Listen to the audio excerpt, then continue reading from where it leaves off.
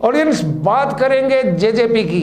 दुष्यंत चौटाला गए थे राजस्थान में, 19 सीटों पर चुनाव लड़ा और मात्र एक जगह छोड़कर, फतेहपुर सीट को छोड़कर, कहीं 600, कहीं 900, कहीं 5000, कहीं 2000, कहीं 7000 वोट आई हैं।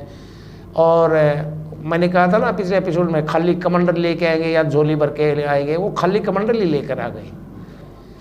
मलिक साहब, आपने कहा था कि बहुत साहसिक कदम उठाया है, लेकिन हमने एक चर्चा की थी, याद हो पहले जब दुष्यंत ने वहाँ चुनाव लड़ने का फैसला किया था, तब जी कि दुष्यंत चौटाला उस परीक्षा में बैठने जा रहे हैं जिसमें उनके परदादा चौधरी देवीलाल भी पास नहीं हो पाए थे, उनके दादा ओम प्रकाश चौटाला भी पास नहीं हो पाए थे। मैंने संगरिया का भी जिक्र किया था, जहाँ से 1998 में, जब 1998 में राजस्थान विधानसभा के 2 चुनाव हुए थे, तो संगरिया से अभय सिंह चौटाला को चुनाव लड़वाया गया था और वो हार गए थे पूरी तरह से। बीच में हमने डिस्कस किया कि बड़ा साहसिक कदम है जी। तो जो चुनावी नतीजे आए हैं उनसे बिल्कुल साफ हो गया है कि आप वहीं तक सीमित रखिए, वहीं अपनी ऊर्जा लगाइए, वहीं अपनी चादर वहीं तक फैलाइए, अपने ना। पैर उतने ही पसारिए जितनी आपकी चादर है। और आपकी चादर हरियाणा में है। चौधरी देवीलाल हरियाणा से बाहर नहीं निकल पाए, भले उन्होंने विपक्ष को इकट्ठा करके एक बार राजीव गांधी को सत्ता से बाहर कर दिया, जनता दल की सरकार बनवाई, लेकिन वो अकेले चौधरी देवीलाल के बूते की बात नहीं थी। उनके साथ राजस्थान में भैरव सिंह शेखावत थे, उत्तर प्रदेश में विश्वनाथ प्रताप सिंह थे, उत्तर प्रदेश में चंद्रशेखर थे जो प्रधानमंत्री बने बाद में, उनके साथ पूरा विपक्ष था। अकेले चौधरी देवीलाल कुछ नहीं कर पाए थे। अब दुष्यंत की दिक्कत ये थी कि वो अकेले चल पड़े कि मैं राजस्थान फतेह कर पाऊंगा, नहीं, आपको ये देखना पड़ेगा, उसका एक साइड इफेक्ट आएगा। हरियाणा में जो गठबंधन है, भारतीय जनता पार्टी को भी ये पता लगा कि दुष्यंत चौटाला का जो जनाधार है वो बहुत तो जनाधार नहीं है। राजस्थान का जो नतीजा है उसका एक बुरा असर जेजेपी पर निश्चित रूप से पड़ेगा। पिछले एपिसोड में तो ये कह रहे थे दुष्यंत के पास खोने को कुछ नहीं है, पाने पाने को, अब आप कह रहे बुरा असर पड़ेगा, जब तो आप ये कह रहे थे कोई असर नहीं पड़ेगा। अगर दुष्यंत चौटाला वहां पे, मैंने ये नहीं कहा था कोई विधायक बना, मैंने तब भी कहा था कि विधायक तो शायद वो ना बना पाए, लेकिन वोट शेयर, वोट शेयर की बात करें 0.16, फतेहपुर को छोड़कर कहीं वोट शेयर 0 पॉइंट को भी अगर आप वोट शेयर मानते हैं तो कोई बड़ी बात नहीं है, जब तक आप पॉजिटिव अंकों में ना आए। तो उससे क्या होगा, भारतीय जनता पार्टी में चौधरी बीरेंद्र सिंह और उनके साथ साथ और भी बहुत सारे जो मुखर नहीं है, बोलते नहीं है, वो विद इन पार्टी अपने प्लेटफॉर्म पे बात रखते हैं कि गठबंधन को तोड़ दो। लोकसभा चुनाव तक तो मैं मानता हूं कि इस गठबंधन को कोई खतरा नहीं है, लेकिन लोकसभा चुनाव के बाद इस गठबंधन पर भी एक संशय के बादल, निश्चित रूप से सवालिया निशान राजस्थान के विधानसभा चुनाव ने लगा दिया। मुख्यमंत्री ने भी कह दिया कि गठबंधन है वो टाइम टू टाइम की बात है, देखी जाएगी। अभी तो कुछ उन्होंने भी कल चुनाव नतीजे आते ही बयान दे दिया था, यानी कोई पॉजिटिविटी नहीं दिखाई थी गठबंधन के प्रति। वही है ना, अगर आप वहाँ अच्छा कर पाते तो आपको फायदा होता, अगर आप वहाँ अच्छा नहीं कर पाए तो आपको इसके लिए तैयार रहना पड़ेगा। अब राजनीति जोखिम है, जुआ है। दुष्यंत चौटाला ज्यादा फर्स्टेड नजर नहीं आए, हमने कल उचाला में वो बात हुई थी उनसे, वो ज्यादा फर्स्टेड नजर नहीं थे। दुष्यंत चौटाला को राजनीति में एक घटनाक्रम उनको राजनीति में ले आया। जब वो राजनीति में आए तो वो स्टडी कर रहे थे विदेश, थोड़ी सी उम्र में वो डिप्टी चीफ मिनिस्टर बन गए, परिवार के साथ लड़ाई में विजयी रहे, पार्टी को खड़ा करने में मतलब उनको कामयाबी मिली।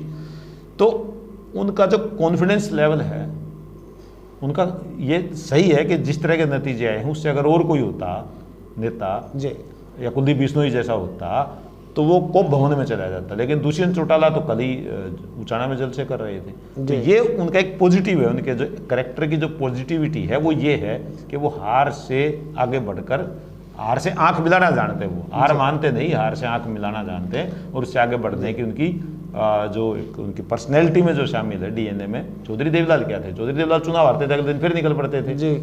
यहाँ वो देवीलाल से मैच करते हैं कि हार से उनको बहुत नहीं था।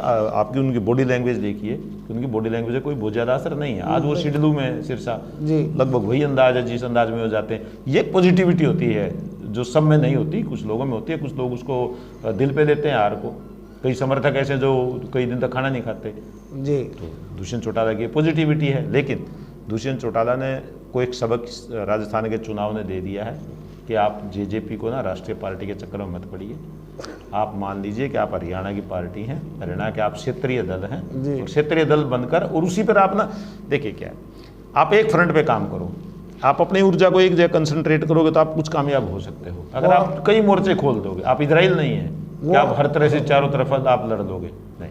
वो हमसे ज़्यादा अच्छी तरह जानते हैं इस बात को, फिर भी उन्होंने वहाँ गए थे और लोगों ने कहा था कि वो भाजपा की मदद करने गए हैं, वो करने गए हैं। भारतीय जनता पार्टी जिस राजस्थान ने कभी दूसरी बार किसी को सीएम बनाया ही नहीं, तो वहाँ भारतीय जनता पार्टी को तो पहले ही लग रहा था कि हम सत्ता में आ रहे हैं। भारतीय जनता पार्टी रिस्क में थी नहीं वहाँ पे, ना किसी सर्वे में रिस्क में थी भारतीय जनता पार्टी। रिस्क में थी नहीं, भारतीय जनता पार्टी वहाँ कभी रिस्क में नहीं थी। एग्जिट पोल में जो आए थे उसमें तो कांग्रेस की सरकार आ रही थी। एग्जिट पोल ने किसी ने भी राजस्थान में कांग्रेस की सरकार नहीं दी। आप एक बार ध्यान से दोबारा दीजिए, छत्तीसगढ़ में कांग्रेस की सरकार दी थी, राजस्थान में उन्होंने भारतीय जनता पार्टी को जिताया। मैं बता देता हूँ, चल एक एग्जिट पोल ने दी होगी, लेकिन ज्यादातर एग्जिट पोल था, ज्यादातर एग्जिट पोल ने बीजेपी को कांटे की टक्कर दिखाई थी। बीजेपी को आगे किया कि बीजेपी की सरकार बन रही है। लेकिन आप कांग्रेस का जो वोट शेयर है ना और बीजेपी का वोट शेयर थोड़ा ही फर्क है, 3% के करीब है। एक बार तो 1% था जी।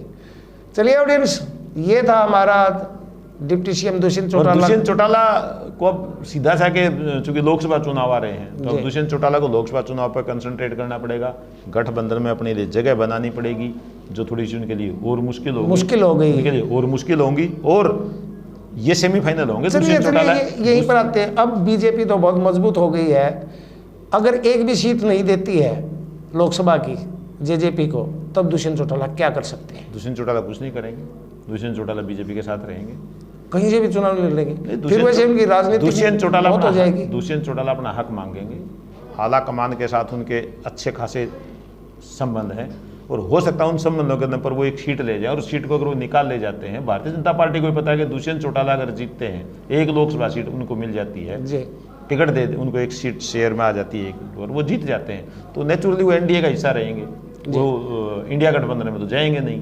तो बीजेपी को इसलिए उनको अगर एक सीट गठबंधन में बचाने के लिए एक सीट देनी भी पड़ती है, तो भारतीय जनता पार्टी को ज़्यादा वो नहीं होगा। लेकिन अगर उनको नहीं भी मिलती है तो दुष्यंत चौटाला को संतोष करना पड़ेगा कि हम केवल विधानसभा चुनाव में अपना हिस्सा मांगेंगे। चलिए, थैंक यू मलिक साहब। Audience, thank you.